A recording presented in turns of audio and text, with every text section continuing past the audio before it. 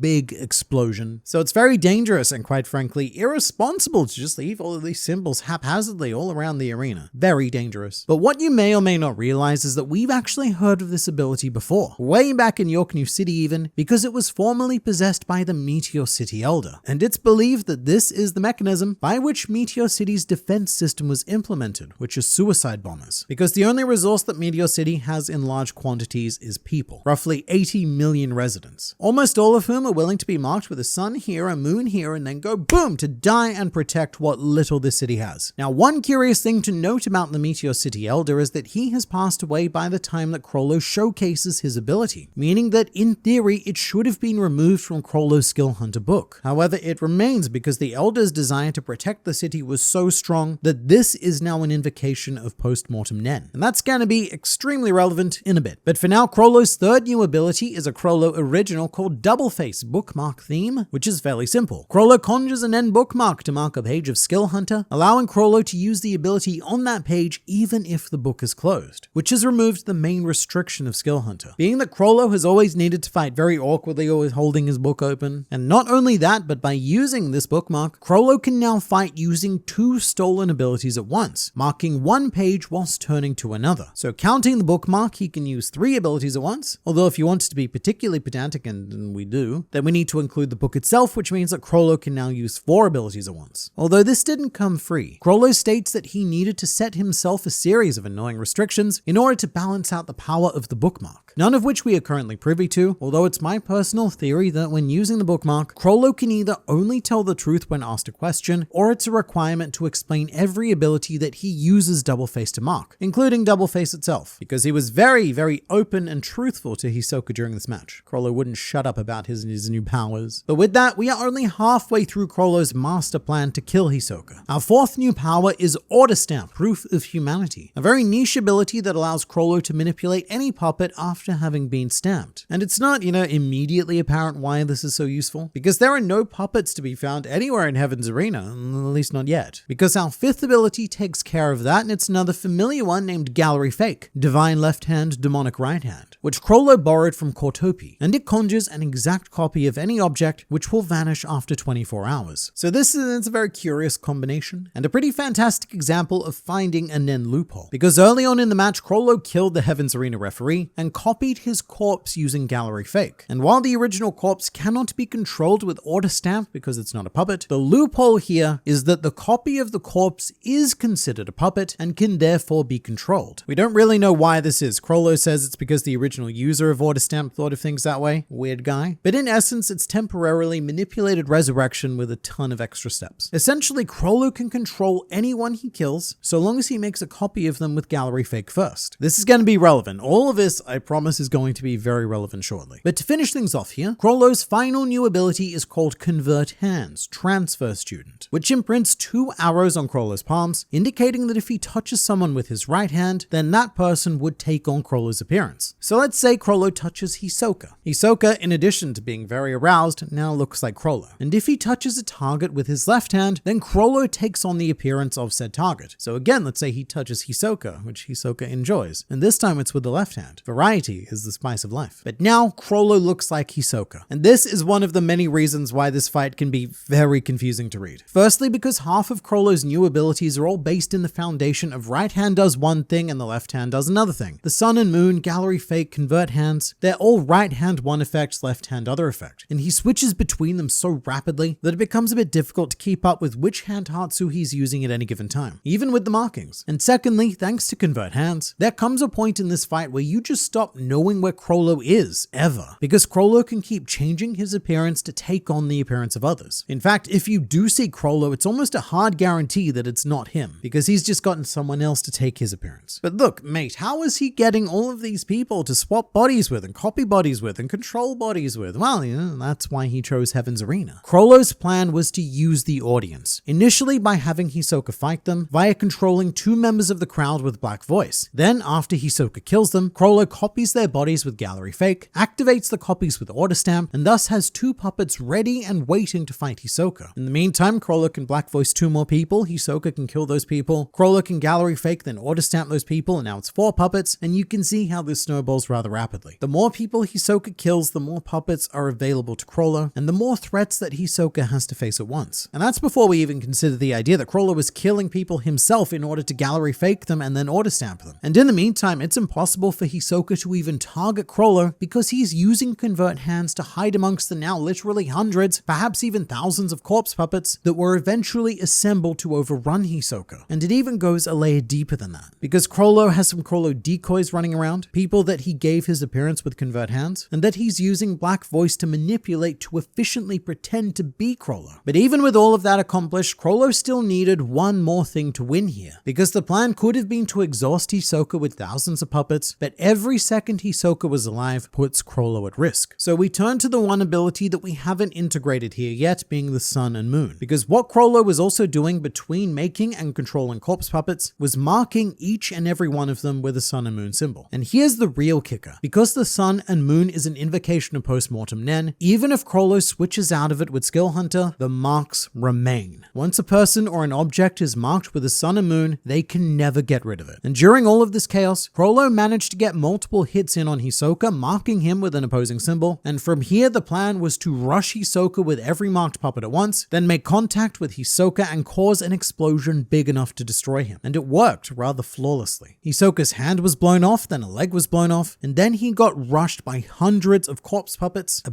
big boom happened and he died. However, Hisoka's cause of death was actually suffocation, because many of the corpse puppets insulated him from most of the big bangs. However, the sheer quantity of puppets on top of him cut off Hisoka's oxygen supply. And with Hisoka dead once and for all, Chrollo made his way to the Black Whale 1 to perform a great heist on the Kakin Empire. Or at least that's how Chrollo would have liked this to end. And we've talked about him a lot in this video and not a lot about Hisoka. From his perspective, Hisoka was quite flattered that Chrollo had prepared such a suite of abilities for little old him, and he was practically jizzing in his magic pants throughout the fight. Although when it became clear that he was going to die, Hisoka decided to try something that he'd always wanted to do, which was to make a Nen vow. As a dying plea, he commanded Bungee Gum to revive him by restarting his heart and lungs, which was a desire so strong that it became an act of post-mortem Nen. And Bungee Gum did as Bungee Gum was told by bringing Hisoka's body back to life, but with one major twist. Having invoked post-mortem Nen, Hisoka's Bungee Gum and Texture Surprise are now an order of magnitude more powerful than they once were, as Hisoka proceeded to use the gum in combination with Texture Surprise to regenerate his missing limbs, effectively instantly healing himself from fatal wounds. And for most people after this sort of experience, death, they'd probably not be so willing to jump straight back into combat. But Hisoka, well, he's always been just a little bit different. Having edged himself to the brink of death and really well beyond, Hisoka's battle lust became became insatiable, with Hisoka declaring that he wasn't going to stop until he'd killed each and every member of the Phantom Troop, which started immediately by finding and ripping off Kortopi's head, followed by brutally murdering Shalnok, the two troop members who were left defenseless as Chrollo had been borrowing their Nen abilities, which is pretty big as now that Shalnok and Kortopi are dead, it means that Chrollo won't be able to use Black Voice and Gallery Fake anymore. So Chrollo won't be able to use the same strategy against Hisoka next time, the one that he spent over a year preparing, meaning that our next fight won't be anywhere near as one-sided, or if it is, it'll be one-sided in Hisoka's favor, with our Bungie Man's final sinister declaration to the Spiders being 2 down, 10 to go.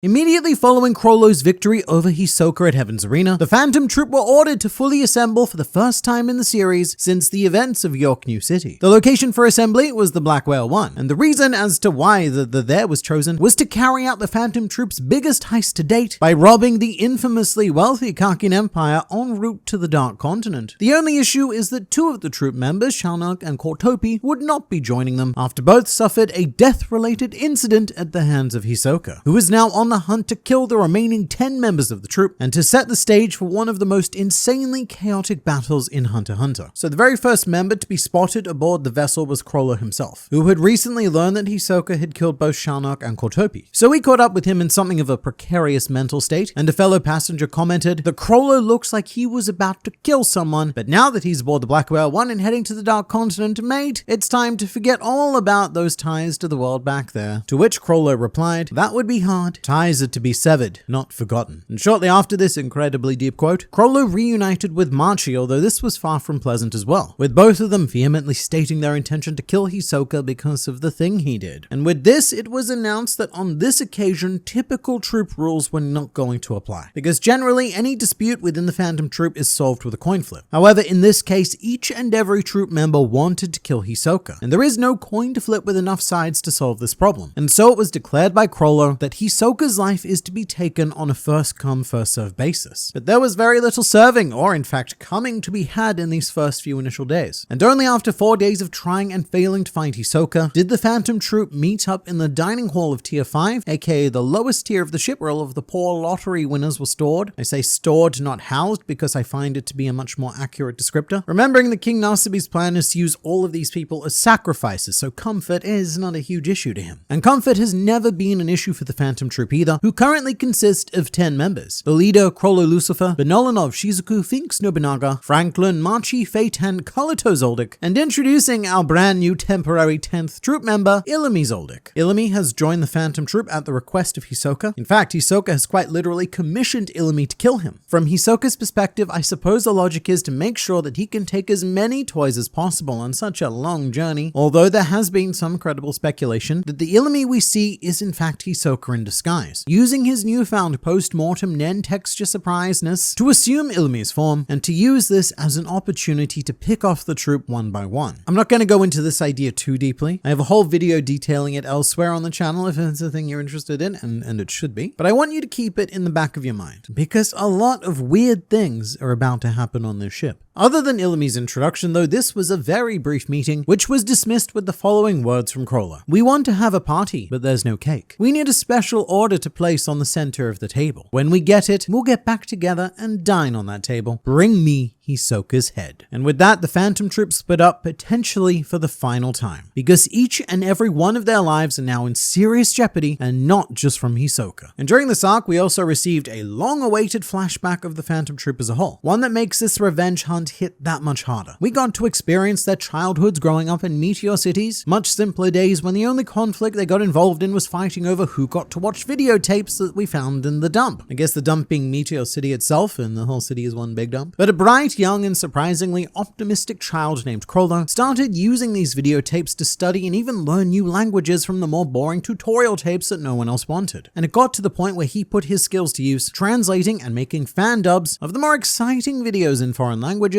that were screened to great reception in the Meteor City Gathering Hall. This is actually the event that would first bring the Phantom Troop together, because each young troopling wanted to take part in Chrollo's fan dubs, including 2 previously unknown members of the early Phantom Troop, 2 two girls by the name of Sheila and Sarasa. Sheila being a particularly interesting one because she is not a new character. We've actually seen her before in the Kurapika's memory chapters, where she met with Kurapika and Pyro in the forest surrounding the Kurta tribe, and Sheila was also the one who was implied to have reported the genocide of the Kurta clan later. And with her prior connection to the troop members now known, it has led to great suspicion that Sheila played a key role in this Kurta genocide. Meanwhile, Sarasa is a much more innocent existence altogether, a splendid ball of goodness who was ever so excited to perform in more fan dubs that one day she decided to search for more videotapes on her own. That was a bad idea, because while Sarasa did this, she was captured and then killed on camera by the, how shall we say, production team that focused on producing these sorts of films for very wealthy clients. And then our young trooplings proceeded to find Sarasa's dismembered body left in the forest, and this event changed them forever, with Chrollo vowing to find the ones responsible and coming up with a sickening plan to turn Meteor City into a safe haven for these sorts of murderers to reside, and even provide the infrastructure to publicly screen their works. The idea was that they would one day hopefully find Sarasa's murder tape screened to everyone willing to watch, but as a result they would also find the person responsible. Chrollo further vowed to live the rest of his life as a villain for this purpose, and the founding child members of the Phantom Troop unanimously elected him as their leader in this endeavor. So over the years, the troop have likely watched hundreds, if not thousands, of snuff films, the effect of which has made them the dark and disconnected beings they are today, able to conduct a profit-driven genocide with no moral questions and completely desensitized to the concept of killing, except for when it comes to their own members, of which Shalnak was an original troop member who they all knew as a child, so his loss hit Chrollo and everyone else particularly hard. Which isn't to say that Quadtopi wasn't a huge loss, but he also wasn't Chrollo's childhood friend, so he's not the same. And that's why this situation on board the Black Whale 1 is being taken extra seriously. It's much like York knew with Uvagin's death all over again, which resulted in a very big troop-related vengeance mess. And that's what we're gonna do here as well, as the gang split up. Now, the first of what I like to refer to as the troop groups consists of Chrollo, Shizuku, and Benolinov, the latter two wanting to form a team because neither possessed abilities that are suited to dealing with Hisoka's bungee gum. And Chrollo agreed, but on the condition that he was the one who gets to take Hisoka's life, which wasn't argued at all. However, Benolinov did reveal something of note. He stated that he had an as of yet undisclosed Nen ability known as Metamorphosin, which allows him to take, quote, many forms. That's all the information we currently have, so it could allow him to turn into people, animals, objects, all of the above, or none of the above. Maybe there's something else. The point is that Benolinov said that,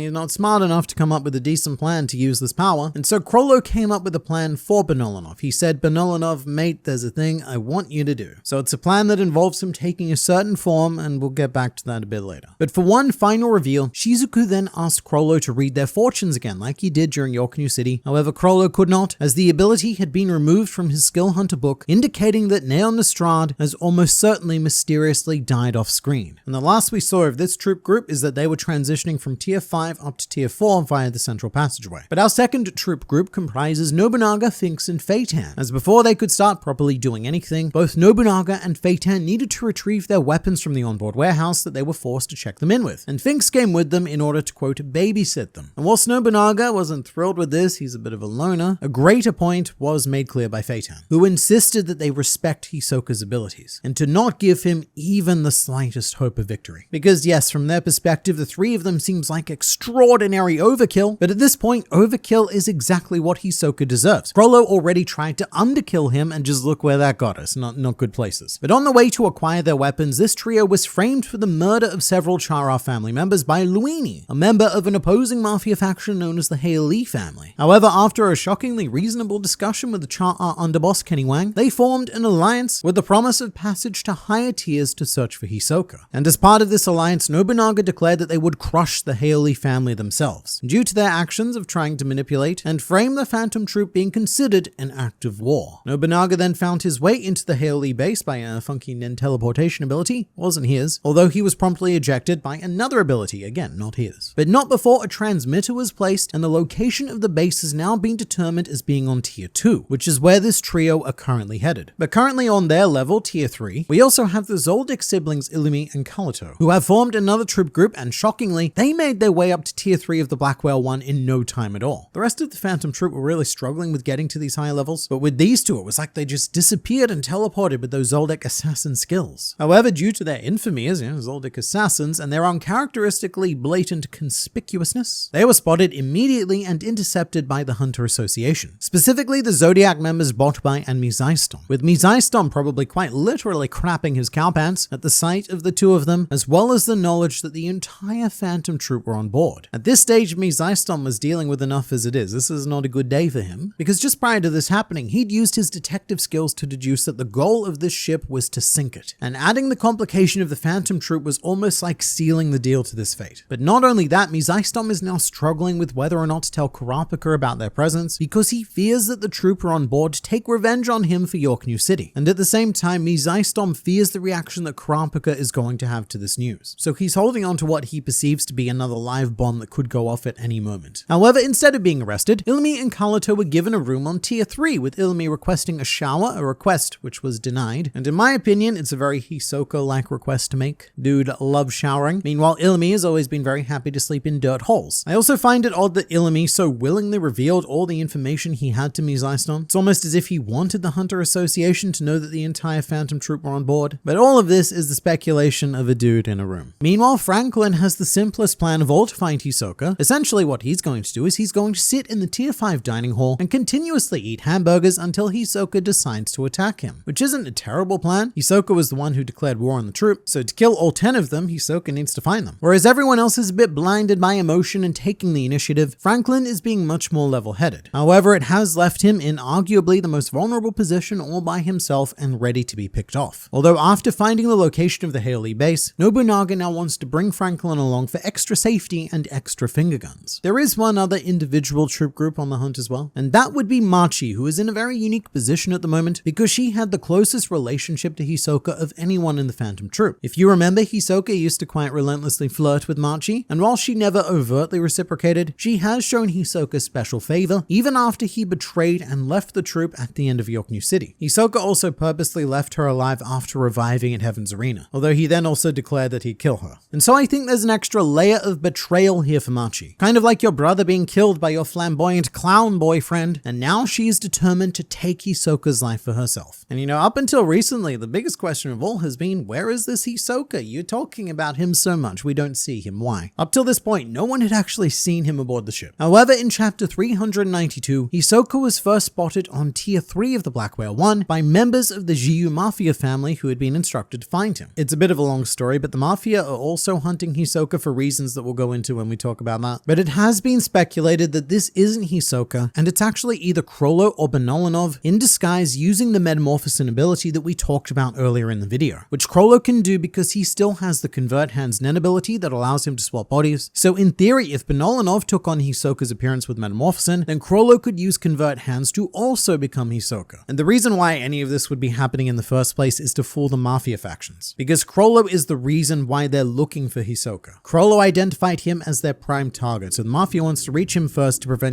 big bang chaos. But this Hisoka is also highly suspicious and has made some very Krollo-esque statements, and recently has been offered a room on tier 1 of the Black Whale, which just so happens to be where all of the troop are planning on pulling off their heist. Again, these are the ramblings of a madman Hisoka, and he's always suspicious, so I could just be reading too much into this, because the simple answer is that this is Hisoka, and he's currently being bribed with luxury so that the Khaki and Mafia factions can manipulate the Phantom troop into fighting their war against the Haoli family, a struggle which now threatens all 200,000 lives aboard the Black Whale, and it may very well have escalated to a scale that engulfs even the Phantom troop.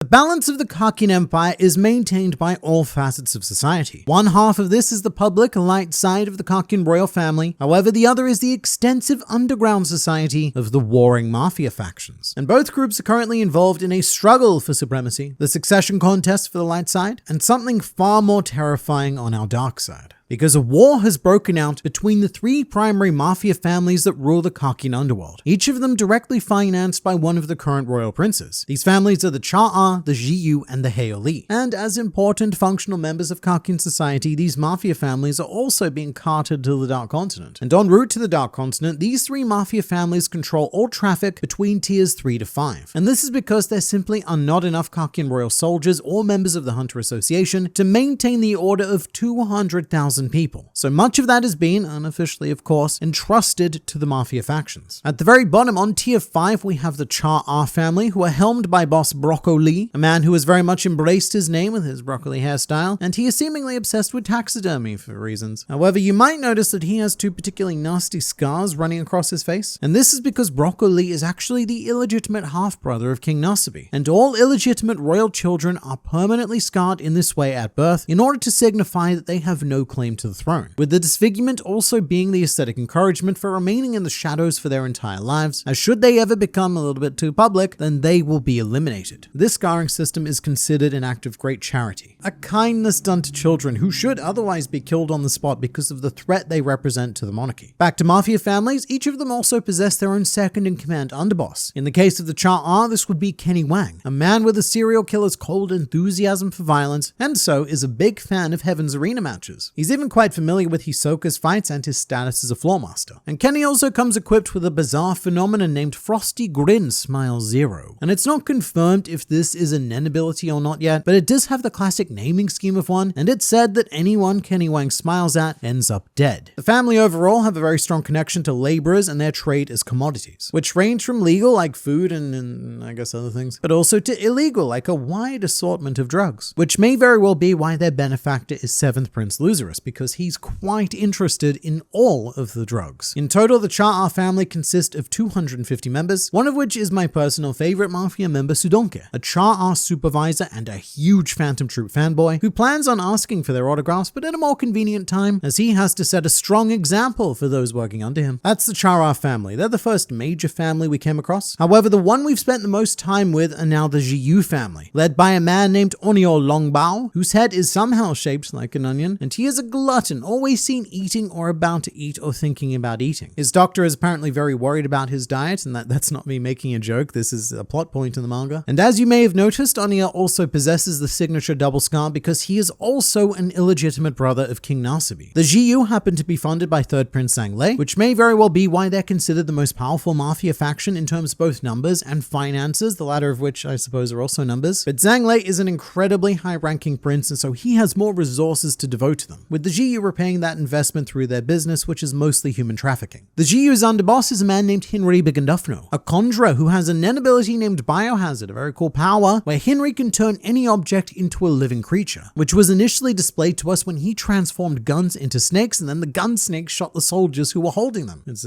pretty wild stuff. But my favorite use of the ability so far was Henry turning handcuffs into pigeons, and then after dealing with one guy with his pigeon cuffs, Henry delivered one of my favorite lines in Hunter x Hunter to the remaining forces, which was, "Come at me, I have plenty more pigeons." This is one of those abilities that would be absolutely awful in the hands of someone who did not wield it to perfection. Because what's going on here, it's not really impressive by any means. Henry doesn't have this colossal quantity of aura to draw from, and ultimately his Hatsu is only capable of using subtle, arguably mundane everyday objects and creatures. So it takes a true Nen expert to turn this into a frightening yet engaging power. And directly under Henry's command are two specialist agents named Zakuro Custard and Lynch Fulboko. Zakuro is a manipulator with an ability named Bloody Mary, which allows him to manipulate his own blood. And he can even change the properties of it to construct type blood restraints, although he can't use too much because bodies, they quite famously require blood to survive. So he's very limited in how much he can use at any given time. But what's really cool / creepy, I guess, depending on your perspective, is that Zakuro can use his blood as teeny tiny scouts, with each droplet even being given a pair of eyes. However, this effect runs out somewhere between 30 to 40 minutes, as the aura depletes because the blood has been separated from Zakuro's body for too long. Then alongside him we have Lynch Fulboko, an emitter who uses a Hatsu called Body and Soul, the basic effect of which is a truth punch. Lynch emits aura to a target via a punch, then asks them a question which the target has to give an honest answer to, and to ensure that an answer is in fact given, it is delivered to Lynch telepathically and involuntarily by said target. And we've also seen another really cool ability from a former Jiyu member. This one is called Zombie Girl, and it's a remaining post-mortem Nen ability of a former Jiyu member named Misha. After the Jiyu family kills someone, someone, Misha's murdered body manifests to dispose of the target, with Zombie Girl possessing that person and manipulating their corpse so that they can go and just be quietly gotten rid of. So all in all, the Xiyu function as a horrifyingly competent and efficient family unit. The Chara, they've got more of that angry thug vibe going for them, whereas the Xiyu are much more subtle and suave. And the Xiyu family are currently in command of Tier 4 of the Black Whale, and have recently formed an alliance with the Chara for balance-related reasons. So balance, that's something very important we should talk about. The key role of the three Mafia factions is to preserve balance. Because while each family does serve as mortal enemies to the other two, there is an unspoken understanding and cooperation between them for the sake of maintaining peace and power, mainly the latter. Onio Longbao once said, "If a resource is limited, the more it needs to be divided, the less of a share you get. For the haves to keep having, the majority need to get the short end of the stick. That is balance." And even all-out war is conducted with this idea of balance. There's a proper etiquette for war which was cartoonishly depicted by Togashi, with a member needing to ask permission from their boss to murder a member of another opposing Mafia family. After which point, the boss then negotiates the life of the desired target with the head of the targeted family, and they come to some sort of arrangement for money, other commodities, or even a life-for-life exchange. And for the sake of balance, both the Chara and Xiyu families have prioritized finding Hisoka, because they view the Phantom Troop as a huge threat to balance, and so they want to control the situation as best they can. Underboss Kenny Wang described the Phantom Troop as divorced from balance, unresolved with no allegiances. They move how they want and they have the power to execute on it. As I feared, they are a risk factor that must be eliminated. To reiterate though, these factions are only allowed to exist and funded in secret on the strict condition that they remain loyal to the monarchy, which recently one family has not been doing. Bad family, bad. As shortly before the events of this arc, the Haley family was subject to an internal coup. This was staged by a junior member named Morena Prudhoe, who convinced 23 other members to join her in slaughtering the rest of the Haley family, including its unnamed boss, who is now named because the new boss is Morena herself. Why did she do this? Well, for reasons. Morena has stated that she doesn't care about anything in this world, including herself. So Morena's goal is simple yet grand. She wishes to destroy the world. A world which Morena sees as inherently unfair, contradictory, and completely irredeemable, to the point where it simply needs to be erased from existence. And Morena doesn't just feel this way in relation to the actions of humans. She genuinely despises everything on the planet. The animal food chain, natural disasters, etc. If you can name a thing, then Morena hates it. And this philosophy was born from her very own existence. You'll definitely notice that Morena also carries the double razor blade scars because she is an illegitimate child of King Nasabi. And pondering her own existence, Morena came to question everything, literally everything. Starting with the idea that kings selfishly stick their bits in anything that moves, and then fear the progeny that they produce. Then they scar the children and forgive the child for existing, which was their fault in the first place. So while the other factions strive to maintain balance, Morena sees the world as inherently unbalanced.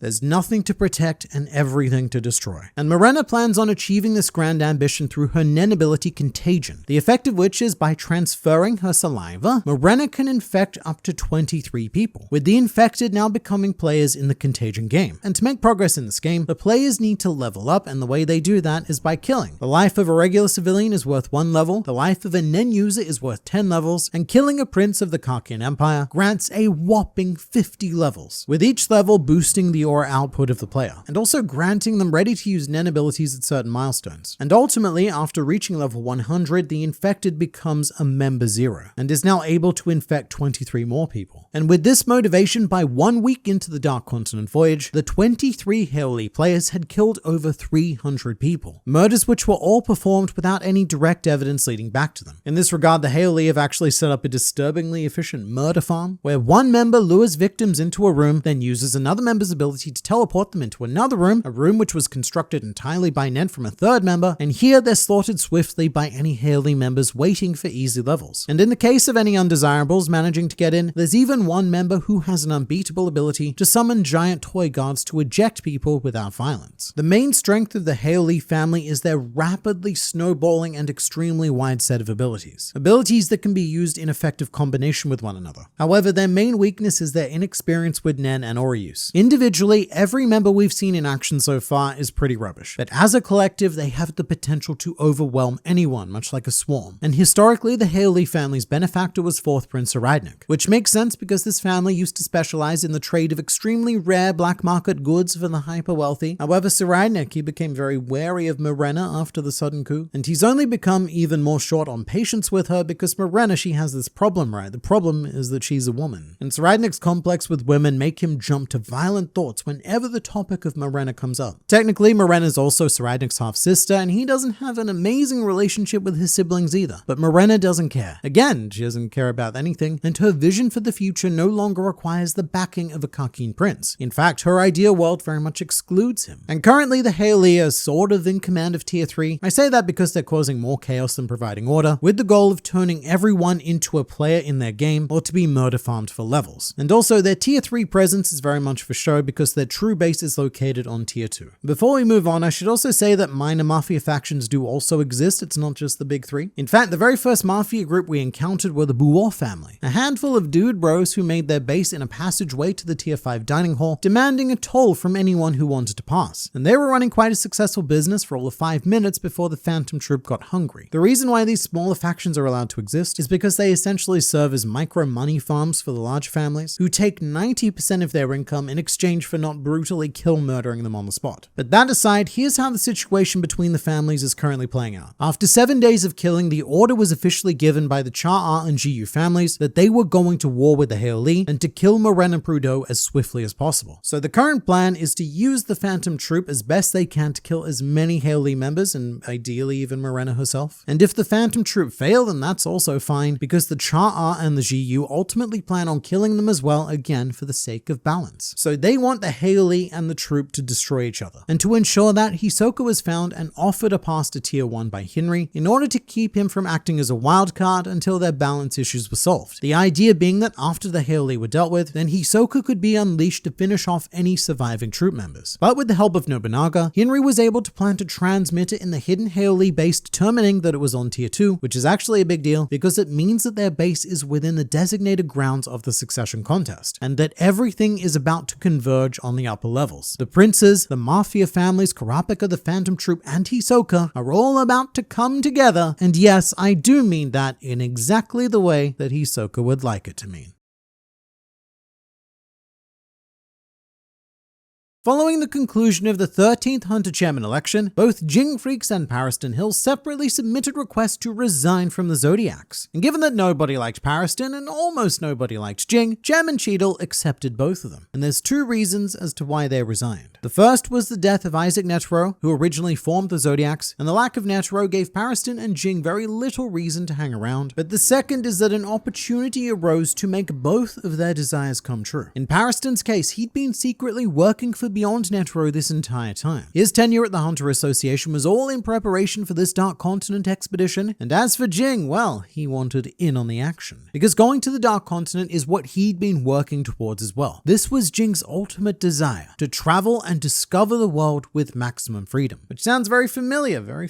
Almost like the exact same desire Beyond has. And so Beyond's words to his expedition team were, "I won't turn down anyone who joins." And so in chapter 342, Jing simply appeared in the secret base of Beyond Netero's expedition team and simply said, "Hey guys, let me in on this." But this immediately raises the question of why Jing left the Zodiacs, because the Hunter Association were also mounting an effort to go to the Dark Continent at this point as well. And the reason why is because Jing actually identifies quite strongly with Beyond Netero's desires and is very willing to give him that freedom of exploration. However, at the same time, Jing is extremely wary of Pariston, citing his goal as destruction disguised by perverted love. So Jing's purpose here is twofold. He wants to help Beyond and hinder Pariston. Because Beyond might be reckless, but Jing appreciates that, so is he. However, Pariston can be given no benefit of the doubt. His goal is undoubtedly sinister. And one thing we need to keep in mind is that even though he resigned, Pariston was the one who recovered the 5,000 Chimera and hybrid cocoons from East Gorteau. And as a result, he currently has a standing army of 5,000 Nen using Chimera Ant soldiers at his direct disposal. And it's implied that if the Hunter Association Parston didn't respond to Beyond in the correct way, then the plan was to send in those 5,000 ants and take over the Hunter Association by force. Remembering that there's only about 600 licensed hunters in the entire world, so they would be obliterated by a 5,000 Chimera ant force. And in order to prevent all of that from happening, Jing has given Parston a much more interesting game to play. One which Parston has been craving for quite some time, as he even says, "So you're finally going to pay attention to me." But Jing and Parston are very difficult opponents for one another. They're so similar yet so opposite, and so they tend to cancel each other out. And one of the key differences can be seen in the reason why Jing is a ruins hunter in the first place. It's because he remembers the elation and the friendship he felt when discovering his first ruin with his team. What he remembered most wasn't the ruins themselves, he remembered the team's smiles and the team's joy and the overall vibe. And Jing wants to continue to experience that feeling. Meanwhile, here's how Parston feels about people in general. People normally feel happiness when they love and are loved in return. I feel happiness when people hate me, and I feel compelled to hurt the things that are dear to me. And Parston isn't someone who can be beaten by sheer punch-fighty force, as noted by Jing. If you were only brute force, I'd pummel you and that would be it. That's not the case, which is the trouble. You'd be laughing inside even as I made you cough up blood and stepped on your head. I'd have to break your spirit instead. And so in his first effort to chip away at Parston's spirit, Jing immediately usurped his role as second in command of the expedition. And he did this by offering to pay all of Beyond's team members double what Beyond was offering them, including Parston, by the way. But as it turns out, Parston wasn't getting paid. He was conducting this expedition for personal reasons, and double zero usually still ends up being zero. I should stipulate that Jing was offering to pay double on top of Beyond's fee, so effectively tripling everyone's income. And now what followed here can be quite confusing, because Jing's terms were that he would become the second in command, but without the command aspect. He even says that everyone can keep following Parston's command, which can make this whole endeavor feel quite pointless. To some, it comes off as quite childish, like Jing was going to so much effort just to snipe Parston's title, and that might be part of it, but this act accomplished something very important, which was earning the trust of Beyond's team, because Jing was ready to honor this deal, even if they decided not to listen to him and carry on working under Parston. So this very rapidly established that Jing was a trustworthy person. Anything he says should be taken seriously, and any promise he makes will be fulfilled. And as a result of this, that one unnamed expedition team member, who I refer to as the Sanji we have at home, was then able to spend that money to pay off the debt of a hospital taking care of his sister, which was the sole reason for accepting this job in the first place. So not only did Jing build trust, but he also generated gratitude. His gambit paid off with a legitimate emotional bond being formed, which you can see when not Sanji declares, "You're my number two, I'll go wherever you go." So Jing didn't just make an ally here, what he has now is a lifetime vassal, someone who will follow Jing to the ends of the earth, which is literally where we're going, so that's good. And that's something that seriously undermines Parston's authority, because he's not a man capable of forming those connections. In fact, as we've explored, it gives him personal pleasure to do the exact reverse and deliberately cultivate hatred towards him. So while what Jing did here does seem absolutely ridiculous, it was the first step in winning over the hearts of the expedition team. And just a quick note on that, the second in command position isn't just a title, it's a very important idea to Yoshihiro Togashi. There's even a discussion in his previous manga, Yu Yu Hakusho, where Yomi is speaking to Kurama and stating, "The second in command is the key to any organization." That's what you always said. So here Togashi is positioning this as a struggle to become that key, one which Jing has very aggressively progressed towards. But Jing's generosity didn't end there. He then shared something even more valuable than money. To anyone who wanted to listen, Jing then drew a map of the Dark Continent and gave the team members all of the knowledge he'd gathered over the years, including the 5 calamities, the miracle substances, notable landmarks, details on how the V5 had been covering all of this up, as well as stories about Isaac Netero's previous voyages, and most importantly, the identity of the author of Journey to the New World, Don Freaks, who is Jing Freaks' assumed ancestor. And the key thing about this is that Jing actually gave the team knowledge that Beyond Netero had sort of strategically withheld. Because Beyond, he's a very optimistic man, he's a true explorer, he doesn't linger on all of the deathly dangers. So Jing taking the time to thoroughly explain each and every detail made him out to be a significantly more honest leader than Beyond and Parston. And from that point, over the course of the next month, Jing progressively chipped more and more into the team. One example being bonding with Curly over their shared interest in archaeology, and they even started having these adorable ancient language contests together. Or Jing demonstrating his world-class pit play to Masha and gaining his utmost respect as a Nen user. All of which started to make Parston crack, just a little bit. But it's the first time that we've seen seem Pariston even mildly bothered by anything. This is annoying. We do think alike. Is that why I don't like him? So annoying. I might grow to hate someone for the first time in my life. I'm looking forward to this. I want to see what I want to do to someone I hate, which adds another layer to this battle, because it looks like Jing is winning, overwhelmingly, I might say. At this stage, he has equal, if not more, loyalty from Beyond's team than Pariston does. But this is still playing into Pariston's desires. He's annoyed, he's very annoyed, but excited, very excited, because Pariston is a hate virgin who is extremely keen to explore his emotionality for the very first time. But it's not all mind games, because we also have some pretty amazing Nen use from Jing as well. Upon his intrusion, one of Beyond's expedition team members named Usamen made a hostile move towards Jing, and Jing apparently responded very brutally by beating the ever-loving crap out of him. However, this did not actually happen, because we then cut back to Jing not having punched Usamen at all. And there is definitely some sort of Nen shenaniganry happening here. It's almost like a more tangible projection of Ren. Ren being the basic principle of projecting hostile aura, which results in an unprepared opponent feeling an intense sense of dread and danger. But in this case, it's as if Jing is able to project that aura so precisely that he's able to express exactly how he plans on destroying this man if he doesn't back off. Another explanation could be that he has an emissive ability to put a vision of the future into people's minds. Or he actually did it. He actually beat the crap out of this guy and then reversed time back to the point of not having done it. Or it might not be Jing's ability at all. The future sight could belong to Usamen, but I don't know, I doubt it, just because Jing's actions here seem so intentional. Furthermore, Jing also made a very interesting call when he was assessing Beyond Netero's team, and he made the immediate assumption that Marion was second in command because she was the one who he was sensing the most powerful aura emanating from. And you know, it's not entirely clear what Marion is. Obviously, her name is an allusion to a marionette puppet, and everything about her personality, or lack thereof, indicates that she is a puppet being manipulated, but the fact that she's capable of demonstrating independent use of Nen would indicate that she might just be a girl who chooses to act and dress like a puppet, a very powersome puppet. Whatever it may be, she has the Jing tick of approval, so she's probably insanely powerful. But later on, after failing the Hunter exam, several more of Beyond's team returned to the hideout, led by the mercenary Muhe, who did not take kindly to Jing's presence, not kindly at all, and moved to eliminate him, which gave Jing the opportunity to perform another ability, which was a more extreme version of Leoria's remote punch, which was used on him during the chairman election. And after seeing this, Pariston asked Jing, "Mate, is your ability to copy the ability of others? Because if so, cool." But in Jing's words, he can generally imitate any punching ability that he's been hit with. He is just that much of a Nen genius, and Jing says, bruh, it's just talent. You can't do that, skill issue. And I do believe him, because this event turned out to be a clever ruse on the part of Pariston, who gave Muhe the order to put Jing in this situation where he was forced to reveal a Nen ability. So instead, Jing served Pariston a plate of leftovers from the previous arc, and said that if Pariston wants to see his power so badly, then he'll need to attack him himself next time. To add to this flawless victory, Jing then proceeds to win all of the mercenaries over to his side, although it's actually a bit awkward because they're actively put off by the idea of being offered money, as the most valuable currency in their line of work is trust. So even the notion of switching sides for money is a massive red flag. So instead, Jing offered to make a deposit in the Norwell Fund, a foundation that provides relief and support to former soldiers through a 3-generational account system, a parent, child, and grandchild account. And look, Togashi goes into some pretty insane detail regarding all 3 of these accounts. It's one of those situations where he gets hyperfixated, like when he was briefly obsessed with the intricacies of how auctions work during York New City. But the important thing to know is that Jing had to open a child account to make his charitable deposit. However, owning a child account makes you subject to orders of a parent account, meaning that on the battlefield, Jing is now strictly under the command of Muhe, and has effectively now become a professional mercenary in addition to a pro hunter. And again, this shows just how far Jing is willing to go to win the trust of the team and take that second in command position away from Pariston, because the only way that Muhe's trust could be won was by Jing submitting to him. Yes sir, soldier man. And now, after winning over practically the entire team, Pariston has also relinquished control to Jing, now refusing to lead even though everyone's still following his orders. But Pariston's desire is to, quote, see what Jing can do. And so a month and a half and the GDP of a small nation later, Jing is now more or less in charge of his own Dark Continent expedition. expedition team, at least until Beyond Netero escapes Hunter Association custody and meets up with them, but that won't be for a while. And currently, our biggest mystery is where the expedition team actually are, because we haven't seen any of them aboard the Black Whale 1. Not these guys anyway. However, we have met Bill, who was hired by Beyond, and has said to Kurapika that there are several ways to get off the Black Whale, one of which requires the help of Pariston, implying that Pariston could be aboard the vessel. However, it's also very possible that the expedition team have their own method of stealthy transport in order to avoid the chaos and destruction of the succession contest. But far away from all of this, the biggest question of this arc, and indeed the series, remains unanswered, which is what's going on with Gon?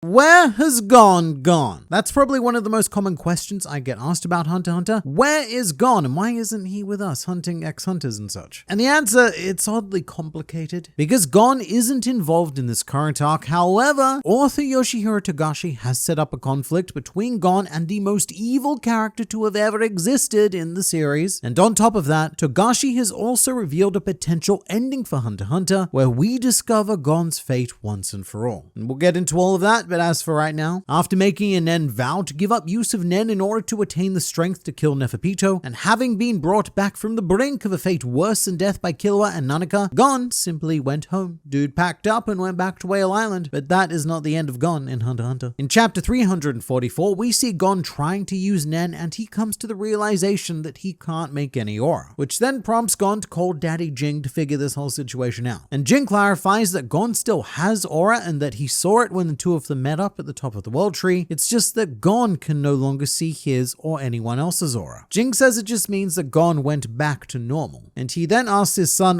bruh, isn't that enough for you? After what Gon did, Jing said that he would be ungrateful to ask for anything more. And then Jing also adds, this will be a good opportunity for you to figure out what you can do as you are now. So Gon's currently on a bit of a break. He needs a palate cleanser after his experiences and after completing his goal. The whole point of the series was for Gon to find Jing, and Gon's thoughts on this matter are, I don't know how to put it. I guess it wasn't that I wanted to see him. I realized that after I saw him, my goal had been to find him. It was fun talking to him, I was glad to meet him, and it made me happy. But he's more like an awesome uncle I'd always heard about, not a dad. And Gon is then bombarded with all of the schoolwork he's missed while he was a hunter, and for all intents and purposes, we could cut to credits right here and say that he lived happily ever after. That is the end of Hunter x Hunter. And Togashi did genuinely consider ending the series here. And he felt an intense passion that no, I, Togashi, have more story to tell. And so Kurapika has all but inherited the mantle of series protagonist, as everything has become centered on him in the latest arc, but that doesn't mean that Gon is gone. Togashi still has more planned for Gon, stuff that he's already planted within the story. And as I said recently, Togashi has revealed an ending, one of the 4 planned endings for Hunter x Hunter, and it centers very Gonly. That doesn't make sense. But am I going to re-record it? Am I going to go to that much effort?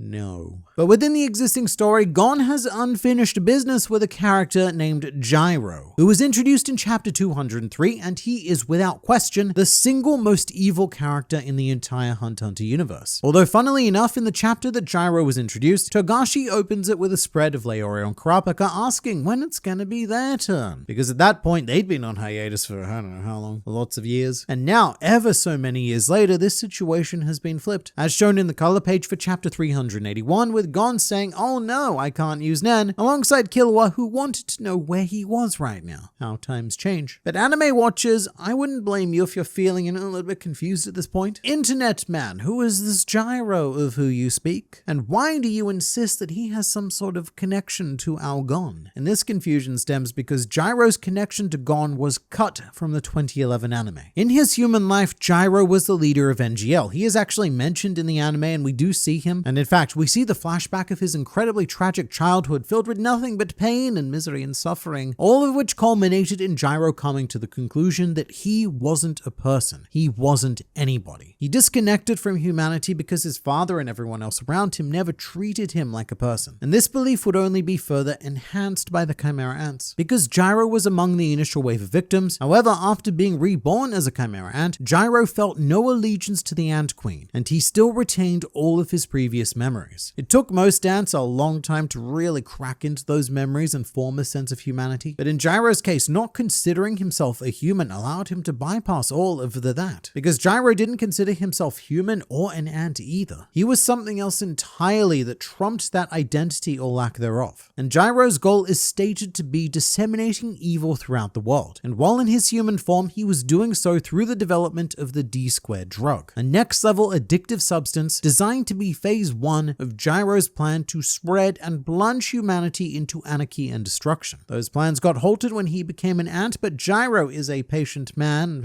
ant thing. Whatever he considers himself, he's very patient, and he's content with starting over from zero. But look, the reason why any of this is important in the slightest is because Gyro is directly linked to Gon's future, because Togashi gave Gyro two chapters focused on him, and at that point he happened to be passing through Dole City, which is where Gon and Killua were training with Knuckle at the time. And in Gyro's final panel, the narrator states, Gyro left town and disappeared without encountering Gon. Whether this proved to be fortunate for either party will not be known until they ultimately meet. Meaning that Togashi was using this opportunity to set up a future plotline where Gon encounters Gyro. And before we go any further, there's always someone out there who needs to hear this. Gyro is not Meliaron. A lot of people seem to think that he is because they kind of wear the same sort of clothing, but also not really. And whenever I bring up Gyro, I always get someone commenting, it looks like you've forgotten about Meliaron. But Meliaron even tells us his human name. He was a man named Jail, and he was adopted by the human who became Peggy, the penguin ant. While we're here, there's also a lot of confusion from anime watchers who do remember Gyro believing that Gyro was actually reborn as the Ant King Meruem, because Gyro was the king of NGL, so yeah, it kind of makes sense. But it only makes sense again because the 2011 anime cut Gyro's present day appearance out entirely, which happened before Meruem was born, thus confirming that they are not the same existence. And as a result, the 2011 anime again cut Gyro's connection to Gon. So whilst Gon may have achieved his series goal to find Dad, his story is still incomplete. There is a very sinister destination still waiting for Gon further down the line. And while the Hunter Association, the Phantom Troop, a bunch of Zoldycks, and everyone else are focused on the Dark Continent, they are leaving the human realm completely vulnerable to this native calamity whose goal is to destroy everything. And who's left to stop him? Well, it pretty much boils down to Gon and maybe Killua, because everyone else is effed off to the Dark Continent and realistically may not return. This does get a bit meta though, because we do need to keep in mind that Togashi set up this Gyro plotline in 2003, which is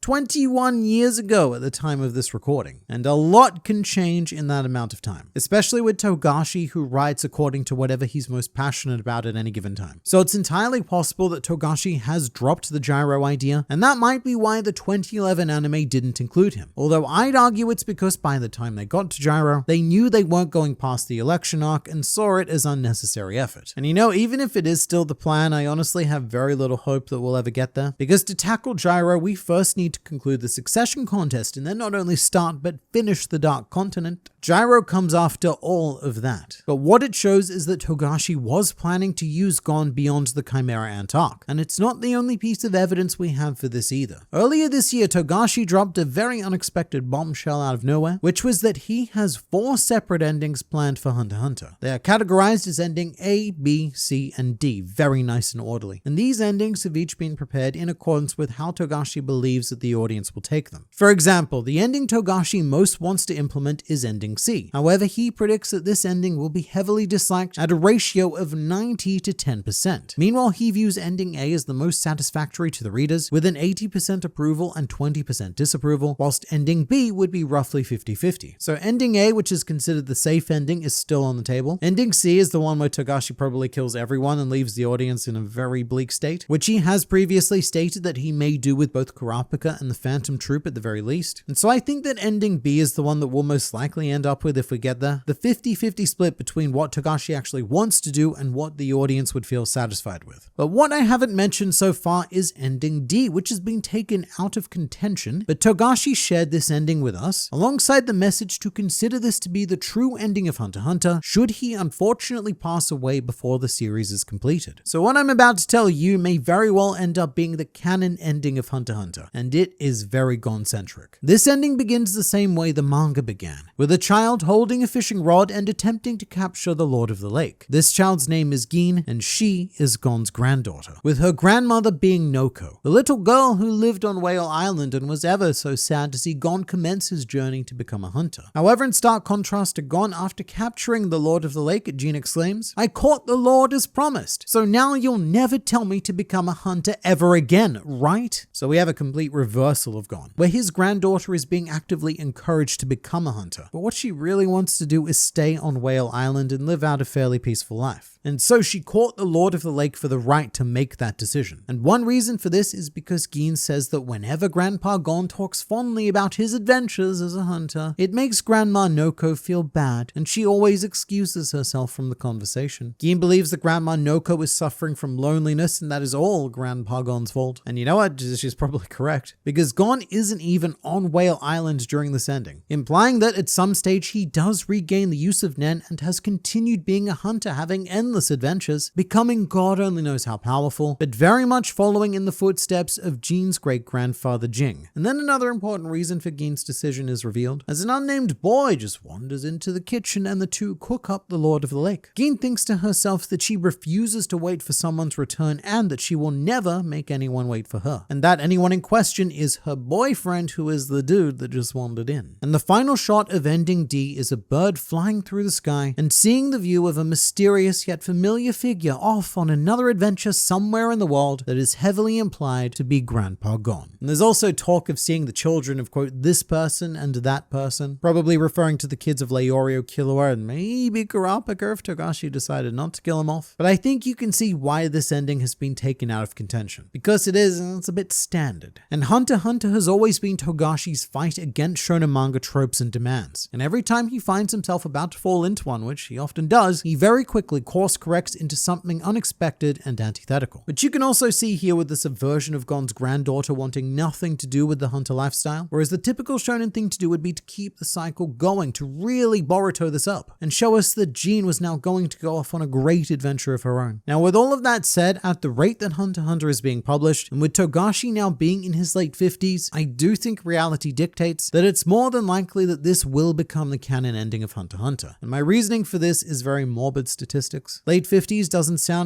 too old perhaps, especially for a Japanese person with an average lifespan of 83 and a bit years. But the lifespan of an average manga author in Japan is only 62.5 years. The manga industry is pretty brutal, and I can only hope that Togashi's health problems have weirdly insulated him from this by making him take forced breaks from manga. But that is the morbid reality of the situation. And that's not the most hopeful way to end a video like this, but consider that if Togashi does get everything he wants, then Hunter x Hunter probably won't be ending in a particularly hopeful way either. However, what we will always have from this point on is the image of Grandpa Gon living exactly the life he wanted and adventuring endlessly all around the world.